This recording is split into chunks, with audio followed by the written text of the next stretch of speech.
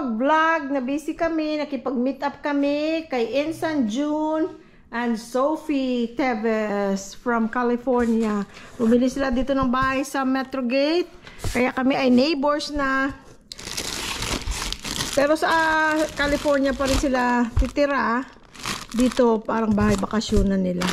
Sana all. Guys, ito namili sila sa ano? Sa hypermarket. Namili rin kami kung anong... Teka, baba natin. Namili din kami. Ito, Sasmuan Delicacies. Kasi nakatikim kami nitong pulburo nito nung nandito yung sister ni Louie Boy. Bumili siya na pasalubong niya sa Chicago. Papunta doon sa Chicago. Masarap. Bumili sila Sophie doon ng Turones de Casoy. Ito yata, if I'm not mistaken, parang 250 pesos, I think. Ayan, ito assorted. Merong ube, merong butter, merong cookies and cream flavor. At kung ano-ano pa. So, ayan. Tapos, yung Turones de Casoy, binuksan na namin. Nilagay ko sa... ang laki ng... Yan, di ba yung papel? Kinakain siya, guys. Yung papel niya. Ayan, o. Okay lang. Hindi naman ang napakasarap-sarap. Oh, pero okay naman siya. Kinain na namin. Tapos, doon nga sa hypermarket, kasi namimili sila, di kasama lang kami, naghanap na lang kami ng mga kailangan namin. Ito, oh, kay Louie Boy. Need niya to, need. Kada kita niya nito, hindi siya pwedeng di bumili. 162.15 yung pomelo.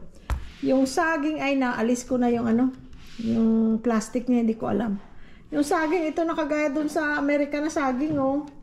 Kasi yung lakatan, hindi maganda itsura, kaya yan na lang binili niya. Tapos ito naman, ang paborito niya ring melon is 146.50. Itong guayabano or guyabano, sa amin tawag nito babana, 135.66. Tapos ito pa, binili namin sa SM. Ito basura nito. Ito guys, masarap ito siya. Yung sunflower seeds. Pag nag-i-edit ako, umuyang-uya ako yan. Ito naman, truffle flavor. Hindi ko pa na-try ang truffle flavor. So, tingnan natin. Pareho lang pala brand. Akala ko ibang brand. Pareho lang pala. Cha-cha. Ayun, guys. Ayan si Louie Boy. Hello. Baliktad ang damit mo lang ga? Hindi. Baliktad? Hindi. Are you sure? Ito pa, guys. Ito, masarap to, guys. Oh. Ito parang... I think 87 pesos or 80 pesos cheese bread ng Marby. Yung Marby na cheese bread, masarap siya. Bibili tayo ng dalawa.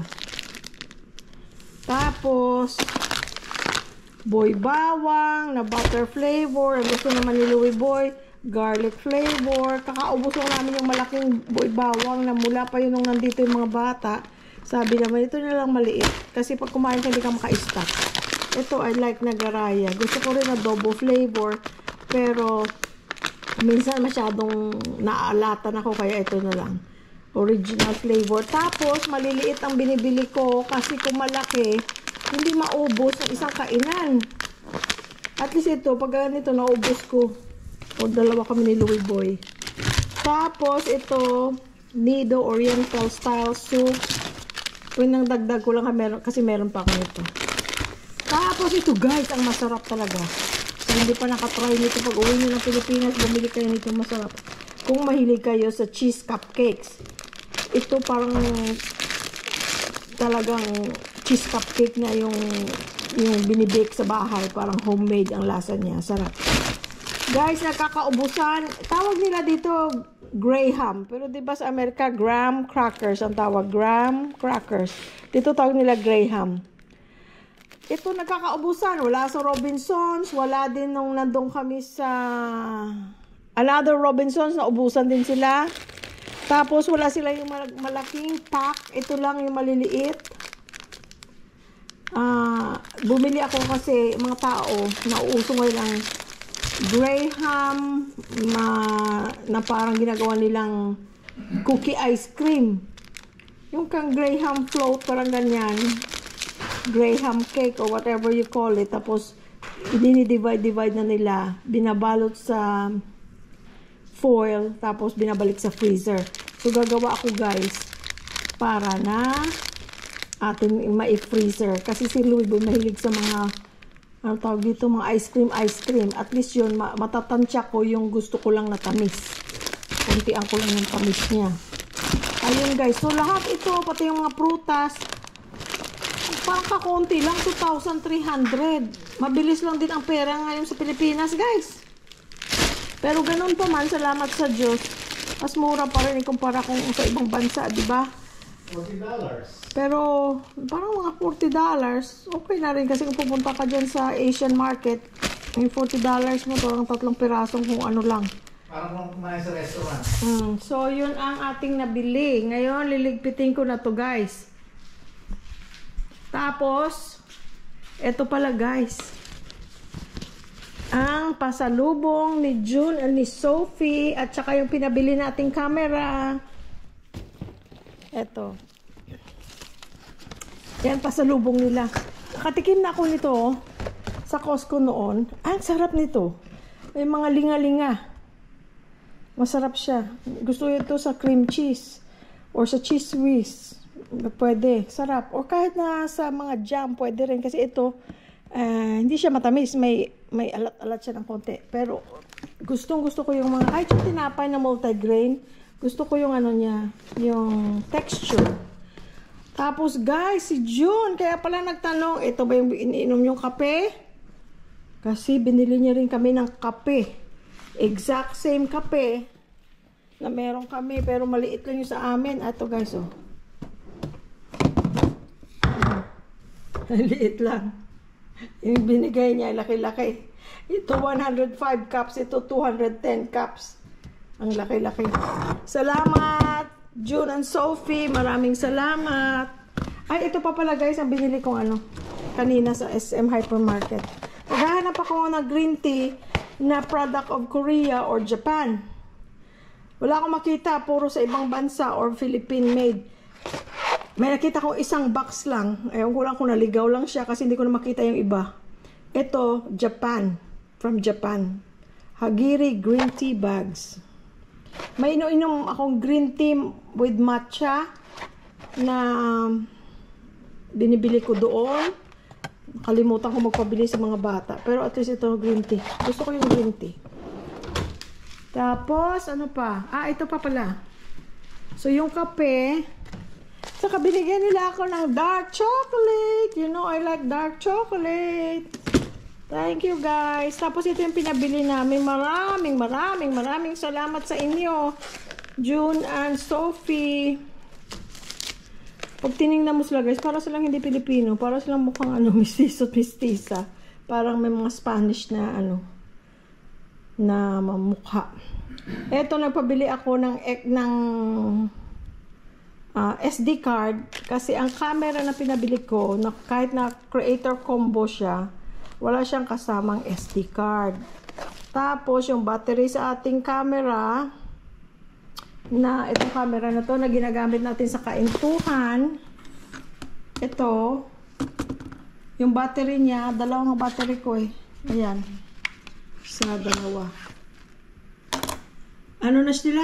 Hindi na sila nagpo-fully charge kahit nasabing 100% at 48%, 50%, namamatay na siya. Kasi ilang taon na rin ito. I don't know, 2 years, 3 years. Ito yung ginagamit natin sa ating kaintuhan. Kasi okay ang sound niya, tsaka picture.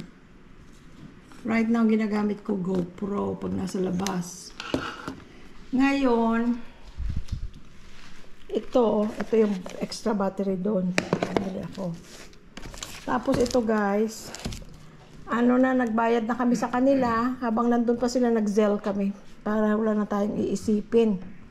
Ngayon, ito yung camera guys. Magsaseparate na lang akong video ng unboxing nito. Pero ito yung DJI Osmo Pocket 3 na aking lang dinidream.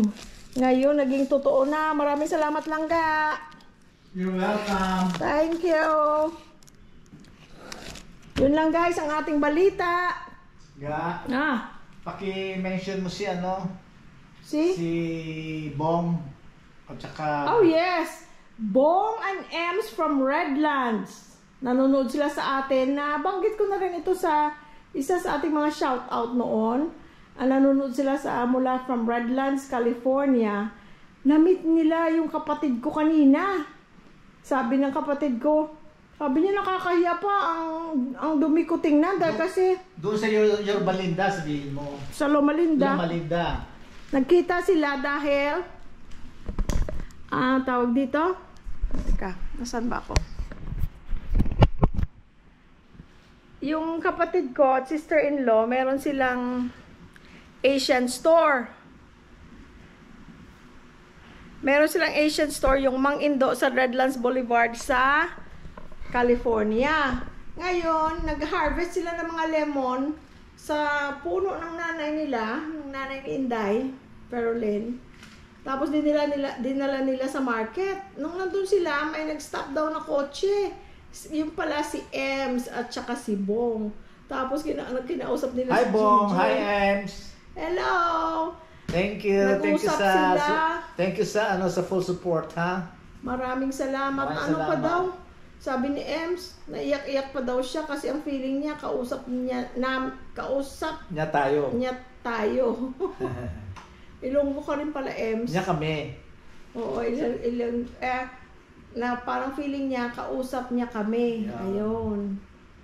Nakausap niya ang kapatid ko. Binirip ako ng kapatid ko. Para naman kayong artista. Artista talaga. Pero maraming salamat guys sa support and thank you for saying hi to my brother.